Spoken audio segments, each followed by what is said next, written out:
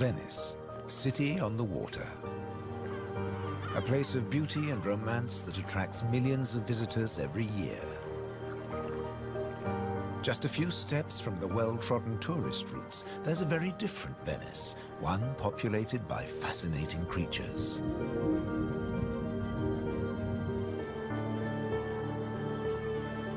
This film explores a Venice that few people ever see, a city that has a surprising double life.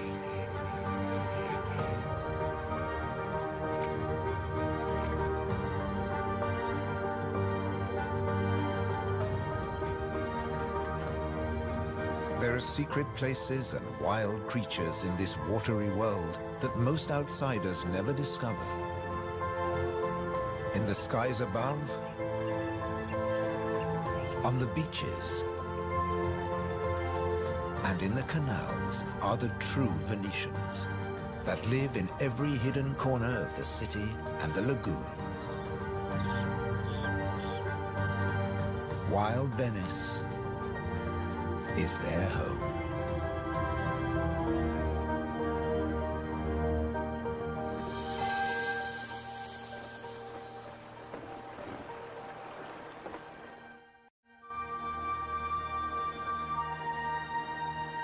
The city of Venice is built on sand, in a lagoon between the sea and the land. First formed from river sediments, man has since created an ecosystem as fragile as Murano glass.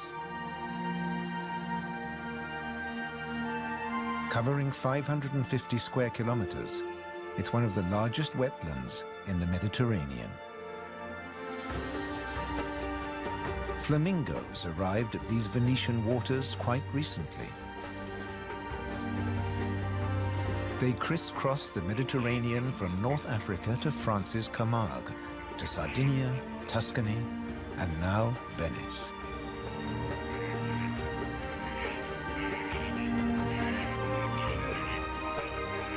They feed on vegetable matter and small creatures they find in the mud of the lagoon. In the shadow of Venice, the lagoon is the northernmost flamingo habitat in Europe.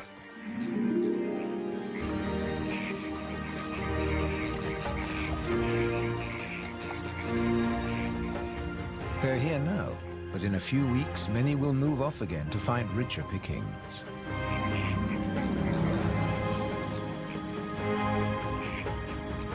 Their takeoff may look clumsy, but once in the air, their flight is balletic and elegant.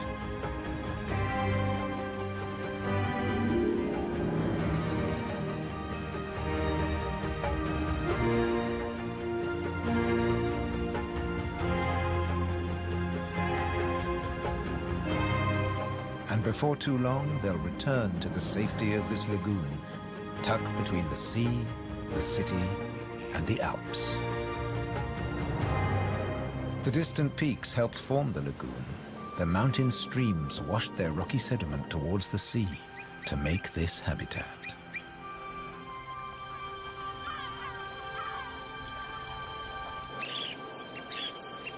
Some of the lagoon's other birds are ready to leave.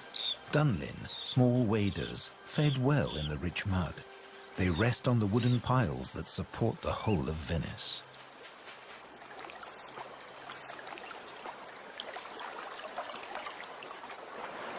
It's spring, time to head off to their northern breeding grounds.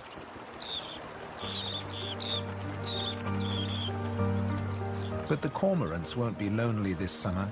As the Dunlin fly away, other birds are flocking in. A bird's eye view reveals the full beauty of the lagoon. A labyrinth of uninhabited islands, intertwined canals, and swampy sandbanks.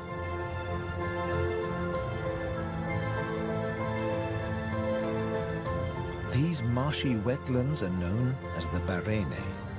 To survive here, plants need to like salt water and flooding. Natural arteries called gabi meander through the brackish gardens, keeping the lagoon alive. The same waters flow through the city. The curving streams between the islands became the magical canals of Venice.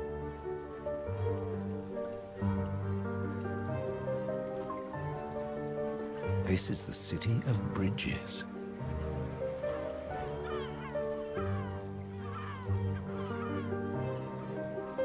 Visitors are mesmerized by the romance of the canals and the ancient architecture, and often miss the smaller, wilder sights around them.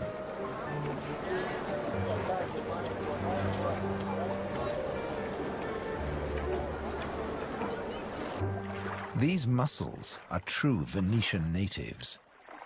And now, in spring, they're breeding. The males spawn into the water, and each female produces up to 10 million eggs.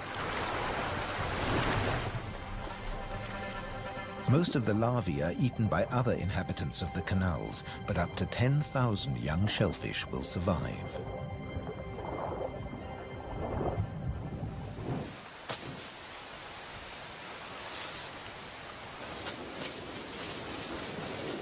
Just beyond the city, colonies of birds are breeding too.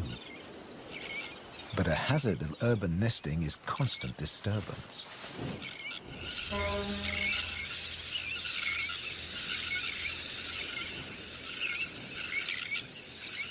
Little terns will quickly fly back to their eggs and can miraculously find their own nest scrapes in the crowded colony. Their cousins, the sandwich terns, lay their eggs directly onto the sand. If the terns are disturbed, they have little time for incubating their eggs. The sand won't keep them warm for long.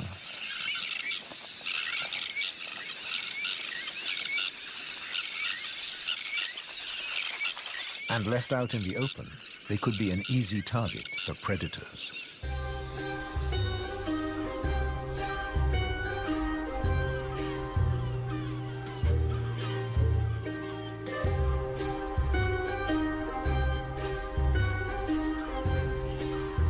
Foxes are the biggest predators hereabouts. But from the air, he's easy to spot. The birds make it known he's not welcome anywhere near their nests.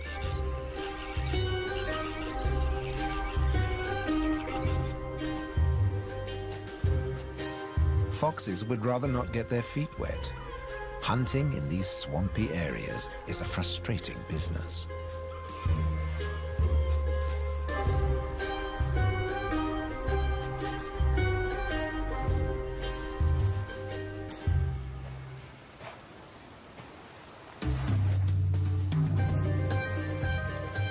The grand leap disturbed another nesting bird. Now it's a question of following the scent.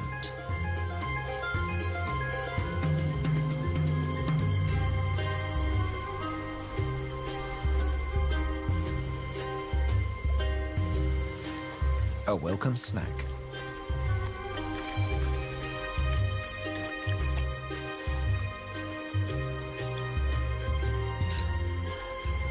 Just beyond the sand dunes is the busy colony.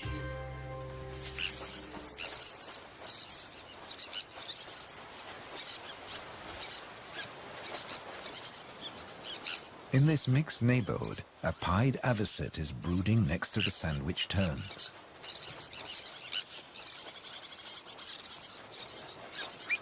With nests so closely packed, there can be conflicting territorial claims with the common terns.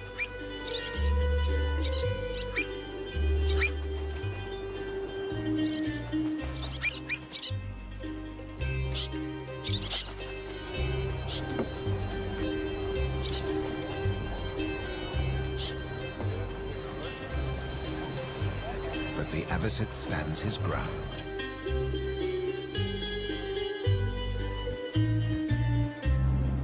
The Grand Canal is the main waterway of Venice, dividing the city in two. It follows the course of the ancient river Brenta that runs from the Alps all the way into the lagoon. It offers a journey through architectural history starting in the 13th century.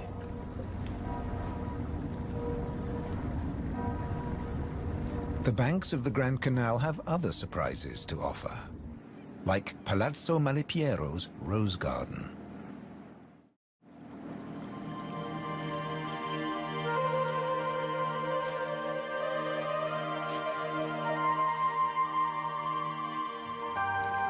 Nestled between the buildings is a hidden paradise.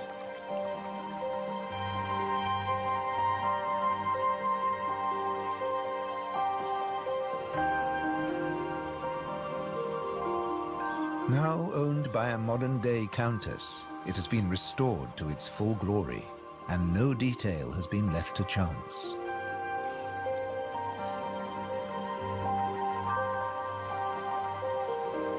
With the luxury of space in a city whose every square centimeter is exploited for maximum profit, it's also a sanctuary for many small animals.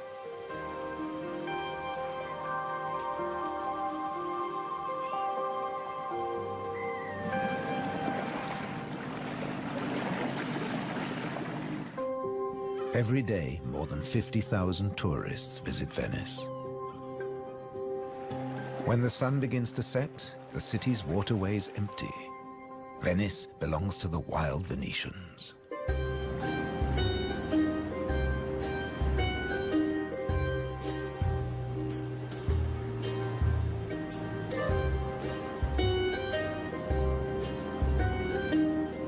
Rats prefer to search for food in the cool night air.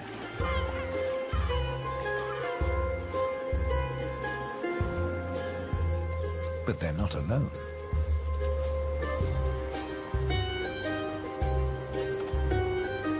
Pine martins are hungry too, and rats are on their menu.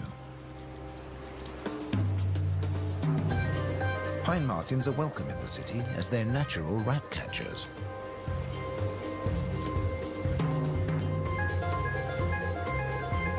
Agile with a keen sense of smell, they can find and follow any rat.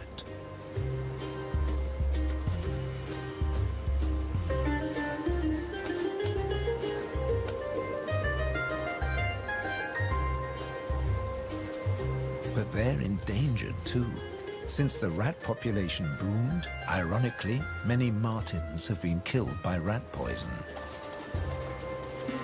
The rat won the day, and the pine marten has to settle for dessert.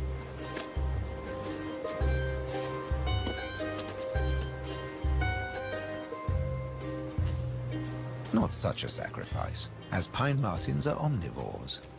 Both meat and veg are on their menu. And sometimes the vegetarian meal is an easier option.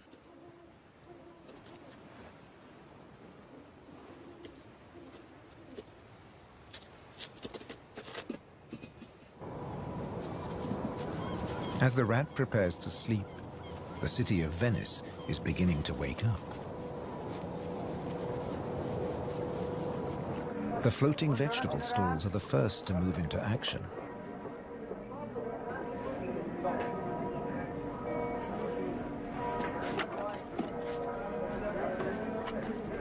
Soon these silent waterways will become busy highways again. In the 18th century, over 8,000 gondolas navigated the Venice canals. Now there are only about 400 left. Life in Venice may be moving with the times. But one thing never changes. It dictates the daily rhythms of the city and the lagoon.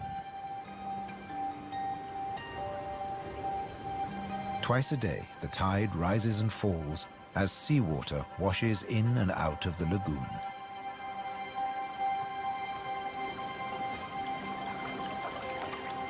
The water level changes by up to 60 centimeters.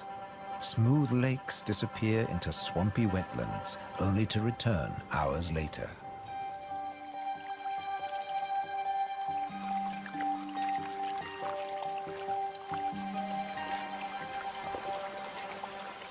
Retreating water levels reveal a surprise. Strange islands that look like complicated water mazes. In fact, they're fisheries at the edge of the lagoon. known as the Valle da Pesca.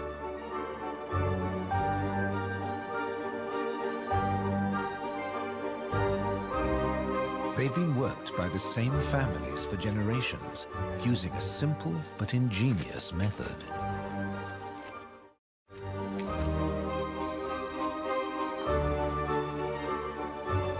Nets are lowered into the locks that span the water channels.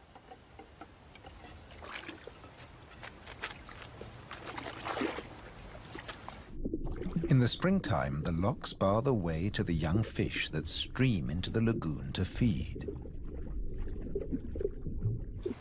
The fishermen raise the nets and catch the small swarming fish in their thousands.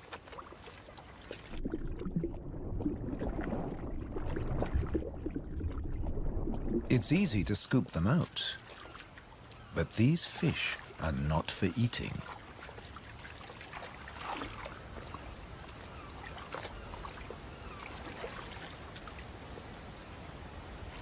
The fishermen place them on the other side of the bars and so trap them in the channels. Here, the spring fish are held under perfect conditions until they grow big enough to harvest.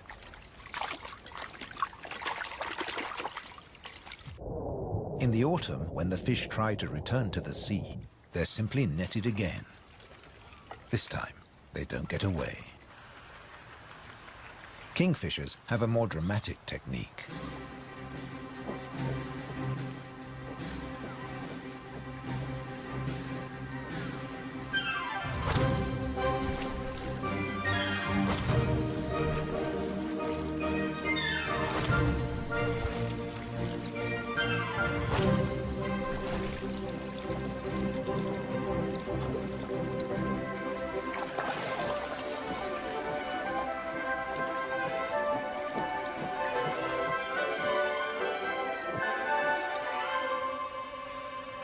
They catch up to 20 fish a day, but need even more if they have nests with hungry growing chicks.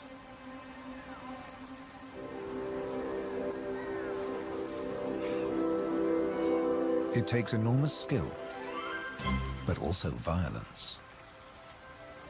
A sharp blow to the head stuns the fish. And when it stops wiggling, the kingfisher can turn it round without fear of it escaping. The scales and fins of the fish need to be in line.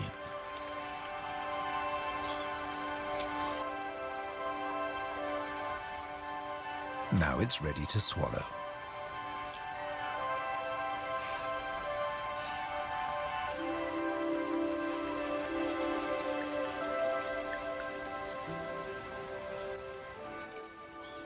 These shallow, brackish waters at the edge of the lagoon are perfect hunting grounds for a kingfisher.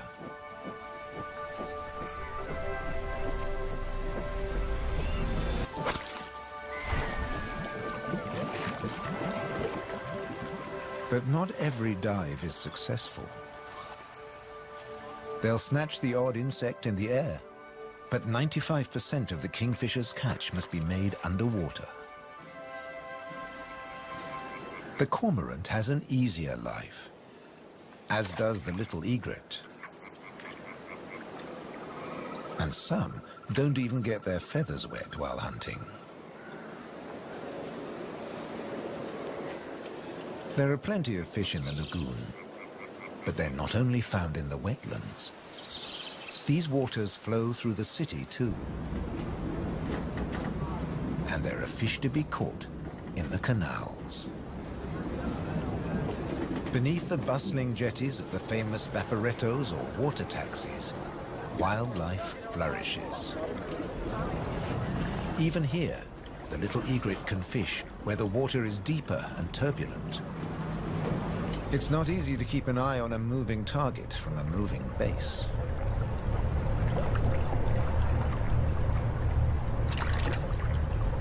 But persistence and patience pay off.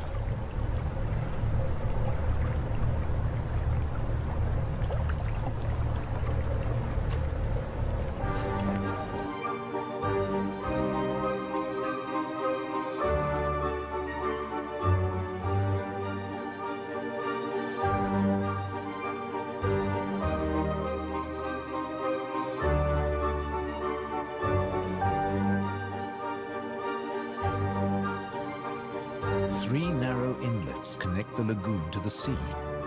They're known as bocche, the Italian word for mouth. In spring, the fish travel into the lagoon because it's shallow, warm, and full of food.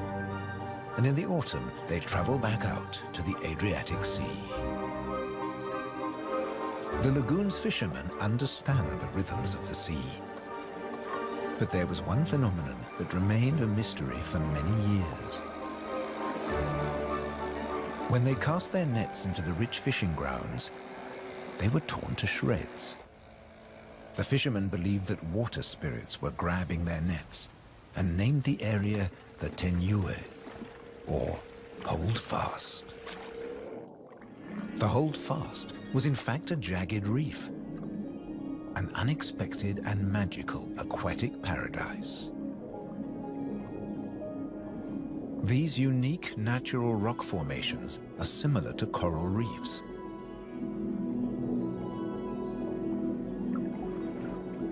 They're home to all kinds of remarkable creatures. Serpent stars,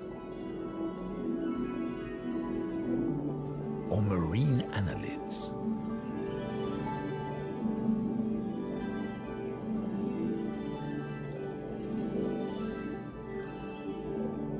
This precious area is now protected. Fishing is forbidden, diving strictly regulated.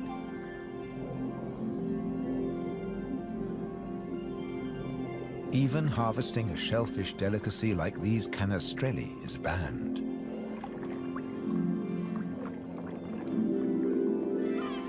The city of Venice is lucky to have rich fishing grounds on its doorstep. The catch is seasonal, and in spring, the fish are small.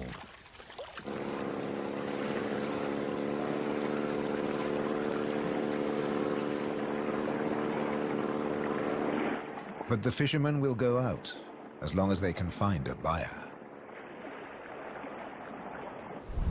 Only the weather can hold them back.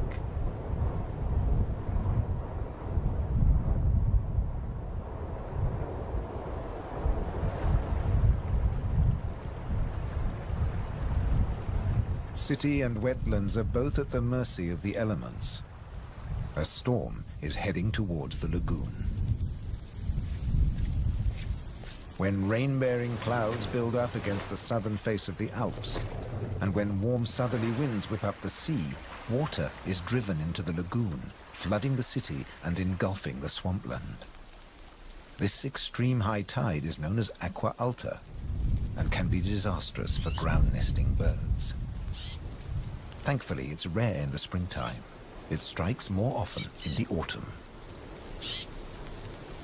Storms can vanish as fast as they arrive, and the limpid sunlight that Venice is so famous for bathes the city again. In early summer, Venice teems with tourists. The Bridge of Sighs is a popular attraction, but few visitors realize that real Venetian life is happening just a short distance away. In the Giardini, a spacious and peaceful city park, there are some surprising residents.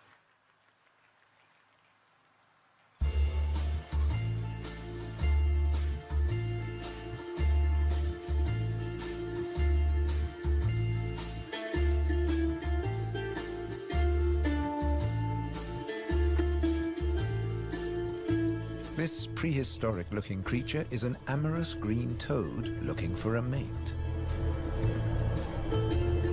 After all, this is the city of romance.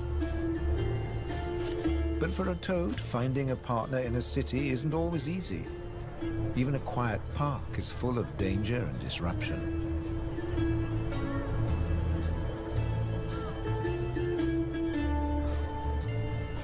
On the plus side, few of the park's visitors notice the presence of the toad, as it blends in so well with its surroundings.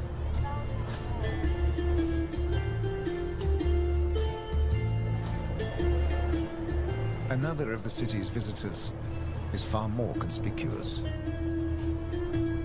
A stark contrast to the ancient buildings it comes to celebrate.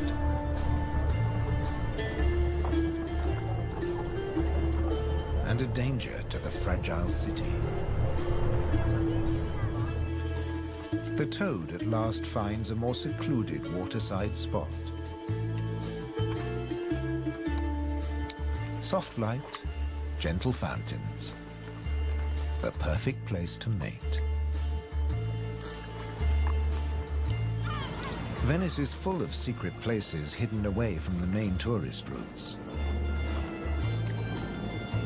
A traditional gondola repair shop nestles between the city's Zattere and Dorsoduro districts.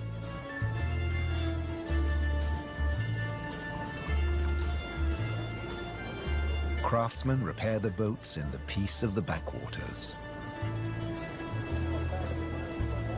The tranquility also attracts some exotic-looking animals.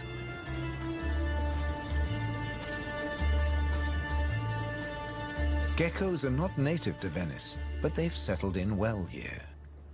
During the day, they'll sun themselves on warm stone.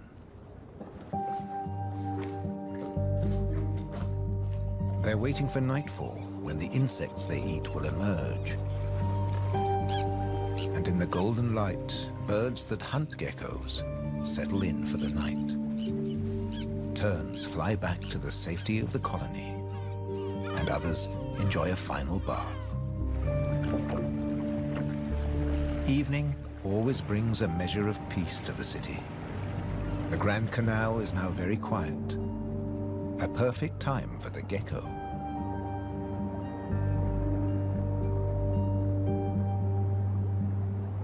Geckos have evolved specially adapted feet that make them excellent climbers. Their toes are covered in millions of tiny branched flaps with incredible adhesive power, so they can grip and climb the smoothest surfaces, even glass. The city is empty now. The Grand Canal is deserted.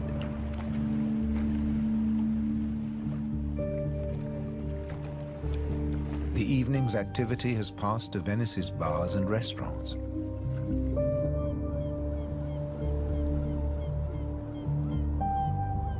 By the time the tourists are safely tucked up in their beds, the city is like a ghost town. Almost. A rat has ventured out to make the most of any scraps left behind. He must take care not to become a meal himself. Owls on the prowl. One little owl is distracted by bright lights. There's nothing here but fruit. No good for the owl.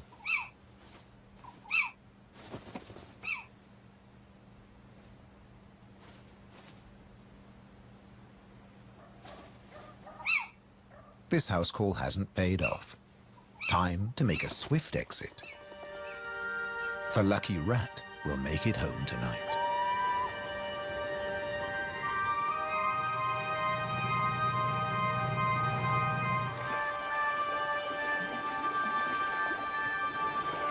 Cormorants bask in the morning sun.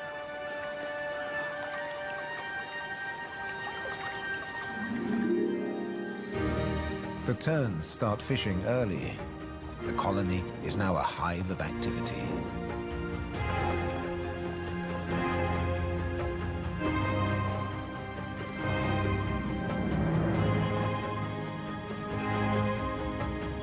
The first chicks have hatched. Exhausted from the effort of breaking out of the egg.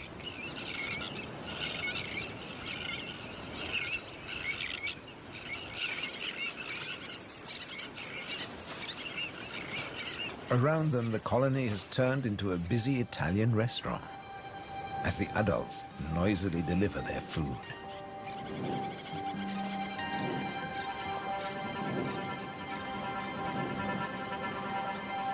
The chicks blend in well with the sand. Their cries for food are a new and insistent sound on the beach.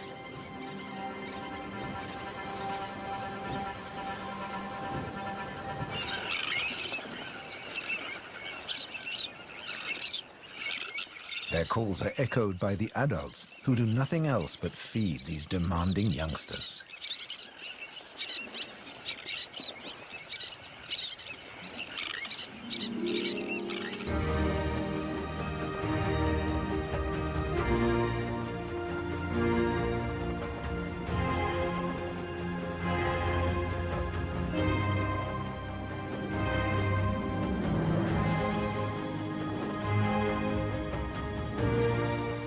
It's hot and humid, and the lagoon is at its most beautiful. The hot summer months are the quietest for the fishermen. They take advantage of this time to mend their nets. They work and even sleep here, with spectacular views of the surrounding wildlife.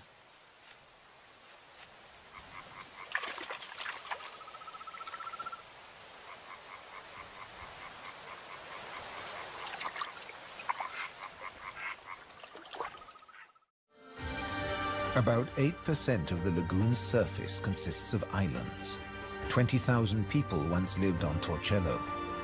Now only the cathedral tower remains. Burano is known for its colorful buildings. San Francesco del Deserto is home to a Franciscan monastery. The island of Madonna del Monte is being swallowed by the lagoon, but the ruins of its monastery still stand proud.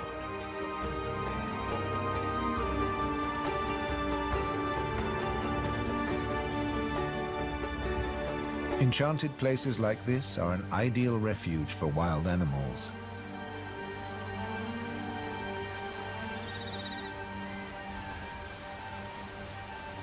And the island's ancient monastery has some new inhabitants.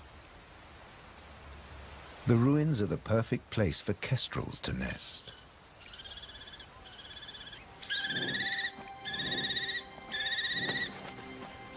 The hungry chicks are nearly as big as the adults and almost ready to fledge. Feeding this brood is a full-time job for both parents.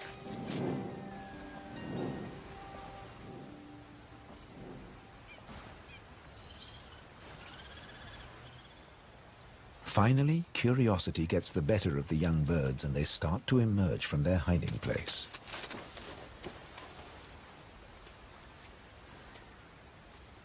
The first nervous explorer is soon followed by a sibling.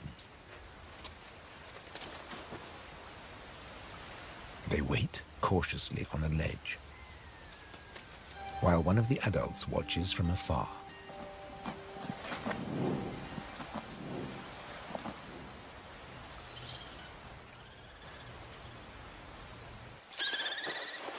Their mother returns with food, and the young kestrels jostle to get to the front of the queue.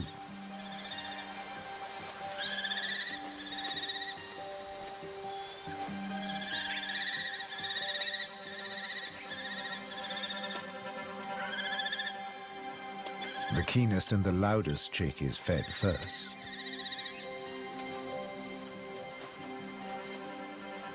Soon the food parcels will stop.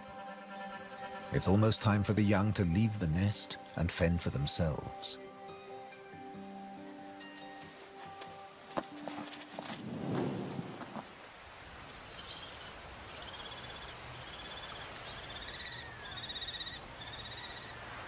Not all of the lagoon is quite so peaceful.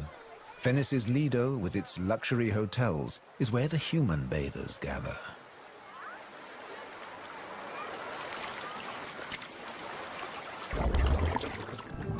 But even here, you can find wild beauty and tranquility.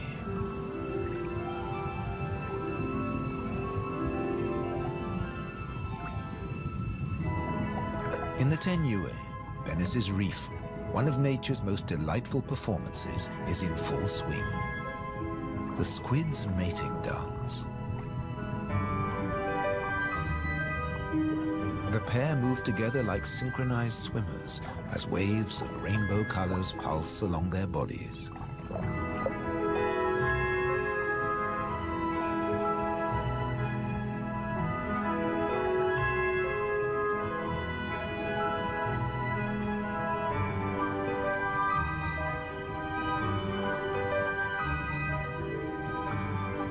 It's like an underwater version of the Venice Carnival, complete with face masks and disguises.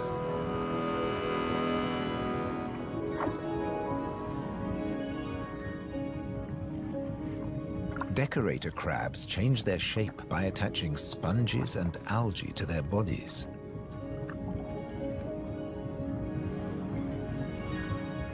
These bizarre disguises are excellent camouflage.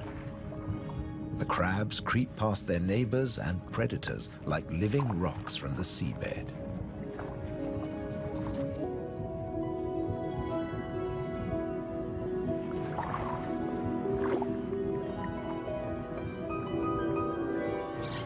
The tern colony just beyond the city is flourishing. The chicks have fed well and are strong and healthy.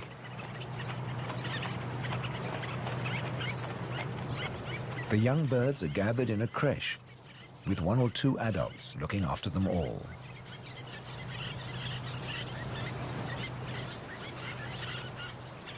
Today's lesson is elementary flight, but the teacher's demonstration is over in a flash.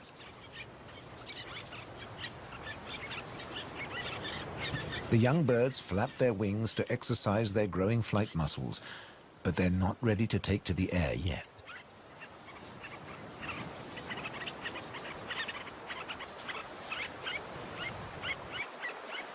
Before long, they'll be flying as well as their parents.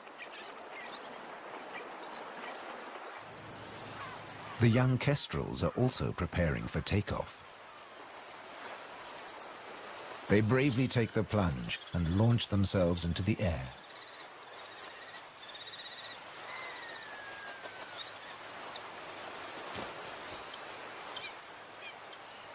Dropping from a height makes their first flights easier. Once in the air, they're in their element and can glide and flap back to safety.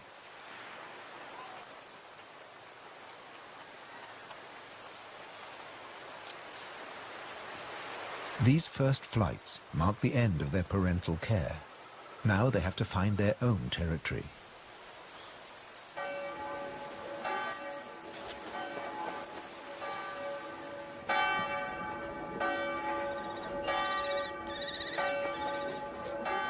One of the kestrels has made its way to the nearby island of Burano. It's unlike the remote nest site, but it still has everything the kestrel needs.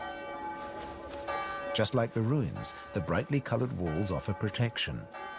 These birds are welcome visitors, and the people here seem happy to have a kestrel watching over them.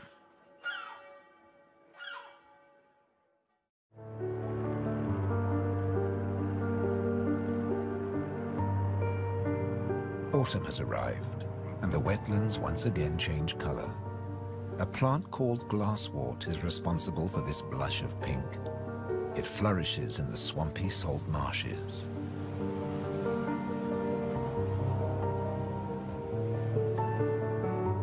The first autumn mists mark the end of summer. The bright, humid days give way to cooler, grayer hues. The sea and the sky seem to merge into each other. Now in September, the sea is generally calm. But from the autumn equinox, there are high tides. And sometimes, Venice floods. For now, the water is still and shimmers like liquid mercury. When the temperature drops, the beaches are finally too cold for tourists. Animals better equipped to bear the chill reclaim them. A hungry fox sniffs along the shore looking for food.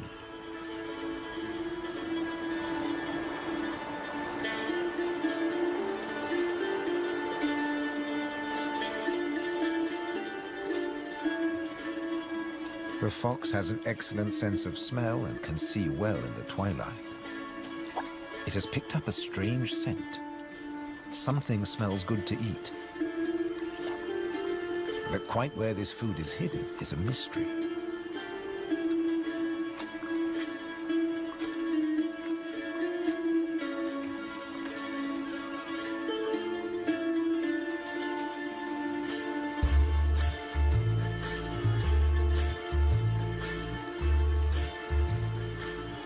Crabs have been crossing the beach, leaving behind a number of trails, and the fox is very confused.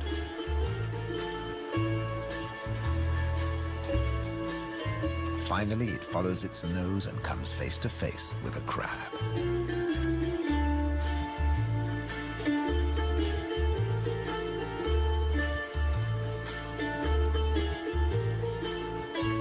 It's an unequal battle, but the crab has the advantage of armor and weapons.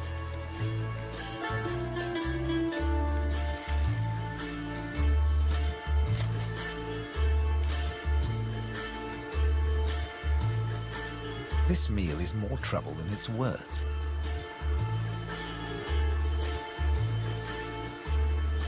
There must be easier pickings. The crab, dazed but victorious, moves off to a more secluded place.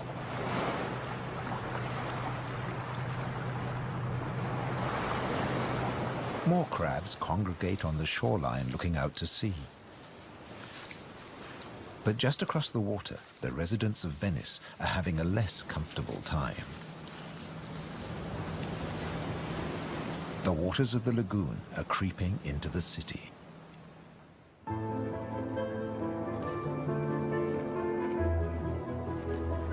The autumn tides are getting higher, and water is seeping up through every available crack in the stones. The threat of acqua alta, the extreme high tide, is increasing every day. A combination of rising tides and the Scirocco winds cause this extreme event, and the rain just adds to it. Much of the city is only just above sea level, so there's very little to stop the floodwaters. This may look like a swimming pool, but it is in fact St. Mark's Square. Fortunately, this only lasts a few hours. Soft winter fog wraps the landscape like a blanket and brings the year to a close for Venice and its beautiful lagoon. The visitors have marveled at its sights, but many have missed the most fascinating wonders of all, the wild side of Venice. The city is empty now, but visiting season for the lagoon never ends. As one creature leaves, another takes its place.